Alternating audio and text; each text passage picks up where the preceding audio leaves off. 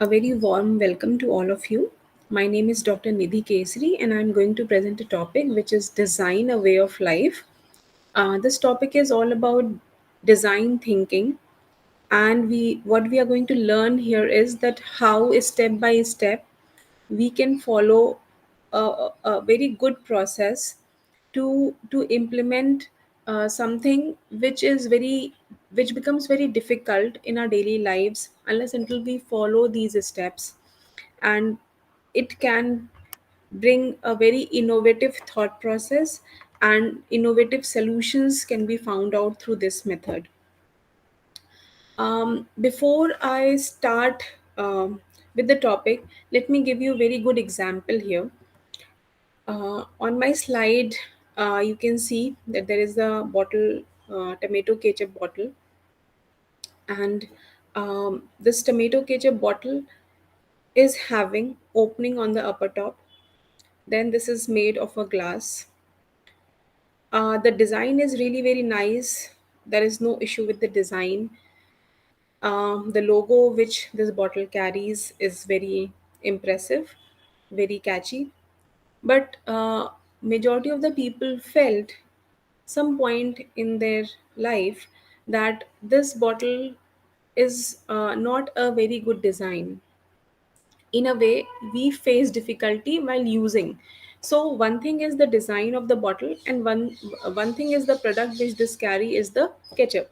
So ketchup is not a problem, but then the designing of the bottle is a problem.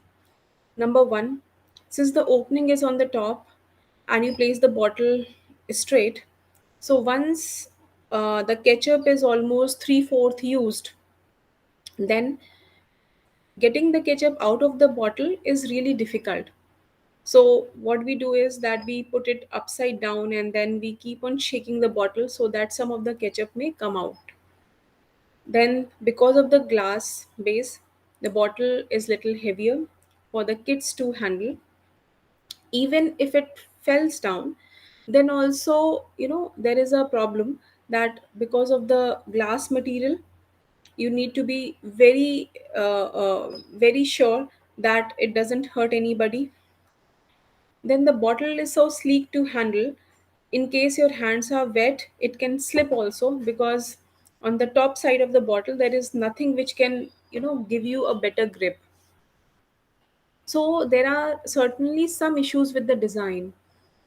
And then the manufacturers must have witnessed that, realized that, must have done some research, and so they came up with such kind of solution.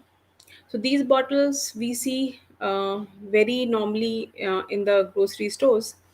Now the design which has been changed is the bottle is upside down, opening is on the bottom side.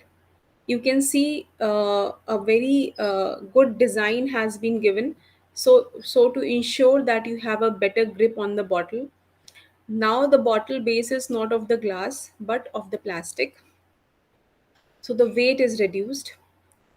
There is a bottle opening on the base, so you can simply open it, squeeze the ketchup, and then close it. So it's very handy. Since the bottle base is on the downside, so what happens is, in case you have used three-fourth of the ketchup, then also whatever is left, that will be very much close to the opening side of the bottle. So almost all the issues which we faced in the earlier design is not present in this design.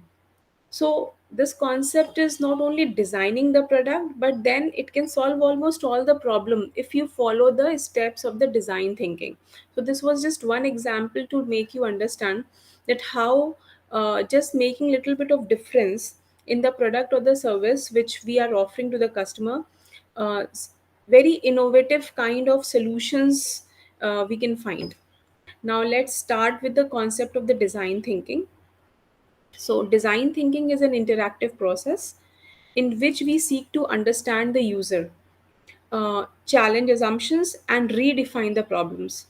So, many times we think that we know everything. And since I am also the user, you all are also the user, we think that we know everything, but actually, it's not correct. People who are closely using the product are the right person to ask and interact about any product or the service. So you need to understand the user, that where the problem lies, what is the real feeling of the user in respect with certain products. Challenge the assumptions, because unless until we keep on thinking on the traditional lines of thought process, we will not come up with the innovative and creative solutions. Redefine the problem. So at times it happens that we keep on thinking about a problem in just one particular way. We don't redefine it, we don't try to see it in a different ways, and so we are not going close to the solution in that case. So design thinking is a very interactive process, because most of the uh, uh, solution lies in the interaction with the users only. So you need to understand people, you need to then understand what is the product and how it is lacking with the features which my customer is demanding for. And so you need to attempt to identify alternative strategies and solutions that might not be instantly apparent with our initial level of understanding. um, Victor Papanek, in his book Design for Real World, has described design thinking as the only important thing about design is how it relates to people. This is one of the most important thing which you need to keep it in mind in design thinking, is that you have to relate to the people. Nothing else matters most but the people, their thought process, how they are going to use the product, what difficulties they are facing. That is what you need to understand. So talking to the people, taking their opinion, observing the people behavior is one of the most crucial steps before you find any solution. Design thinking is not a trial and error method which we adopt. So design thinking is a very much informed design. That means if we talk about our previous example of the ketchup bottle, we will of course understand that the shape and the size of the bottle has not been changed just because somebody had a dream one day. So it was a very much informed design. So whenever you change anything in your product or service, you very well know that this is what is demanded and is required. So it's not a trial and error. You make a change and then go and ask the customer. It's not like that at all. First you collect the data, first you observe people, then you make those changes which are demanded by people. So you have to be very, very close observer. Simplicity. So most of us do think that solutions are very complicated or complex in nature, but actually in design thinking you will find that solutions are kind of very simple, most simple in the nature to offer. So simplicity is one of the very strongest feature of the design thinking. Focus on needs of people, challenge the assumption. So one day I was watching a Discovery Channel and they were talking about a ship which was carrying huge containers through the sea route. But then the design was very different. Generally we see a boat shape thing, but then the shape of that ship was flat, totally flat, so as to carry big size containers, and that the huge one. Okay, so it was showing that how the scientist actually challenged the assumption that what can be the shape and the size of the ship so as to carry big things on through the sea.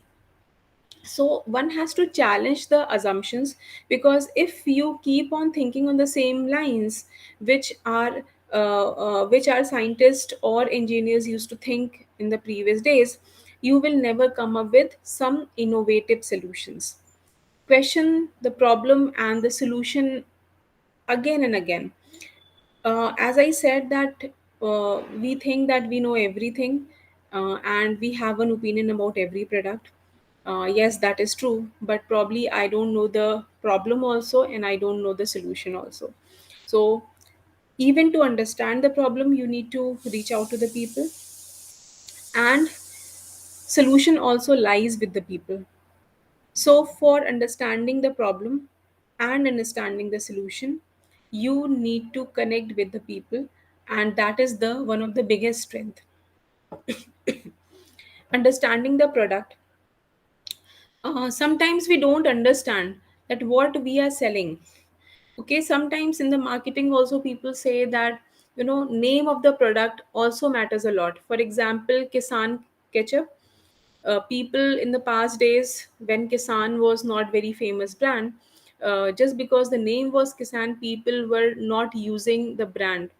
People were avoiding to take the ketchup of the Kisan brand. Gradually it picked off, and so it picked the sales also, and people were not very much going after the brand name. So it's not the brand name, it's not the thing what we are selling. We need to understand the product. In case there is some limitation or some deficiency in the product, we need to solve that deficiency just by interacting with the consumer. Need not cost more. As you have seen in the previous example, design thinking is a methodology in which you will get solution, very innovative solution at a very less price. So it may not cost much also. So you will be surprised to see multiple solution, and you will see, in case you are an aware customer, you will find that how designing is getting changed of the product and the service. Even in the service sector, things are very much apparent these days, and those are not very costly also in terms of money. uh, Next is steps in design thinking. So there are 6 steps in design thinking which we all have to follow, uh, so that we ultimately get some innovative and unique solution. To start with, point number 1 is understand, second is observe, third is define, fourth is ideate, fifth is prototype, and sixth is testing. um, let's start one by one. Let us understand what understand is, let us understand then what observe is, and what we need to keep it in mind while going through all these steps in a sequential manner. So step number 1 is understand. So understand the design challenge as a team. So here what we are trying to do is that we want to understand what exactly we are doing to do, what is the product, and as a team we need to build that kind of understanding. So understand the design challenge as a team, know what you know and what you don't know. So as a part of the society, I also know something, but not everything. So just jot down that what all you know and what all you don't know. Be aware of what and who is involved. So we need to find the right people also with whom we can interact. So write down everything so that things are very clear. Explore possible directions within the challenge. Team vision and team building is also very important. Now, please do understand, design thinking is not a one person thing. So you need to make a good team. You need to build the team, and you have to go by the team opinion. So it should not be one person opinion.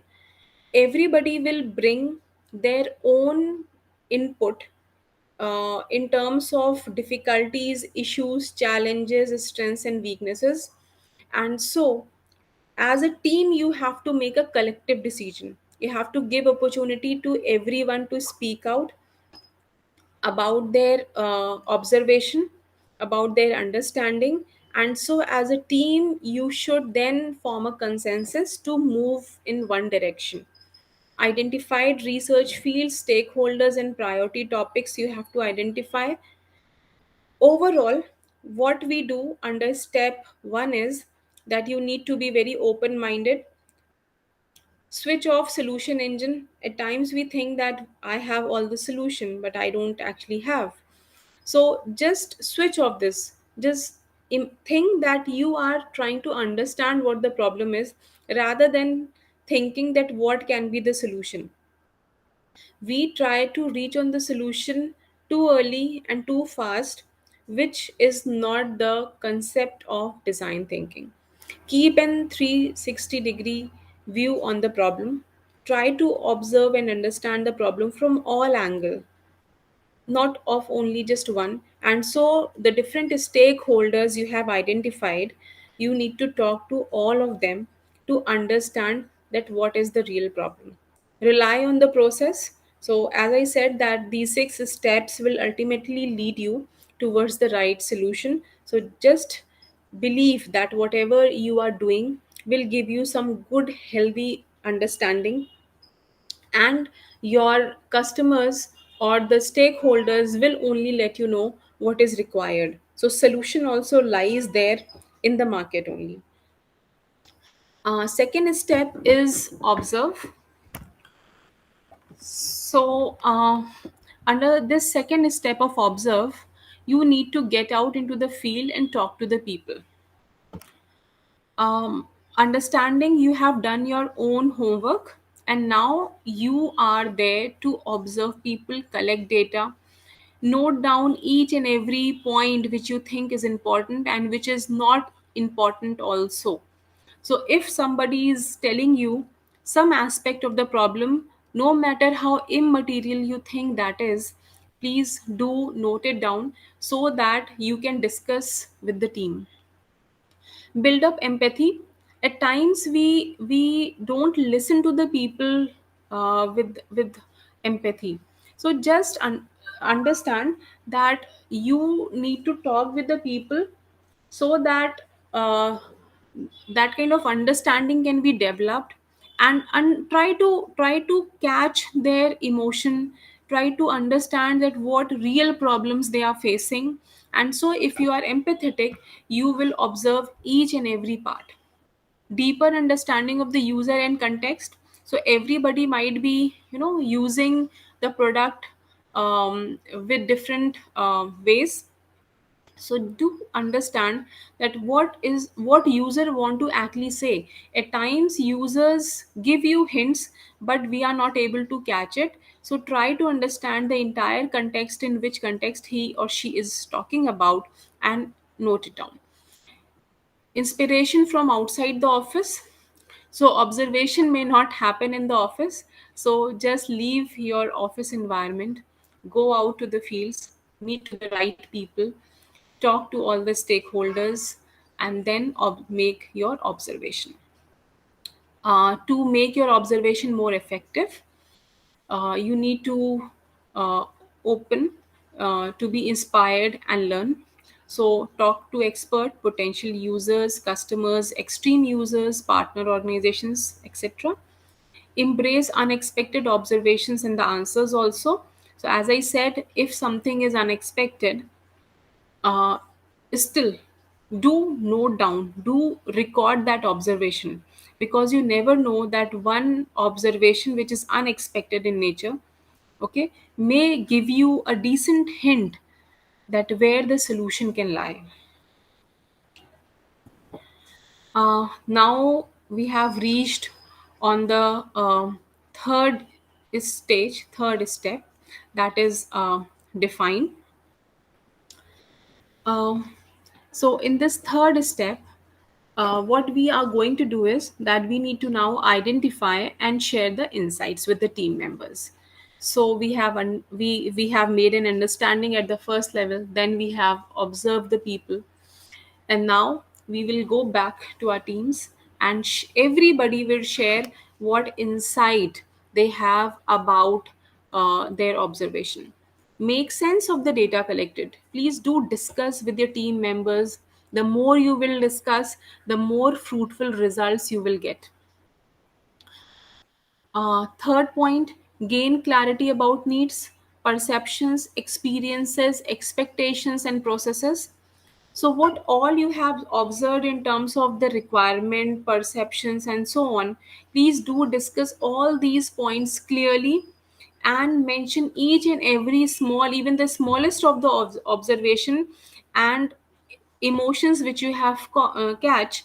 Please do discuss and write it clearly.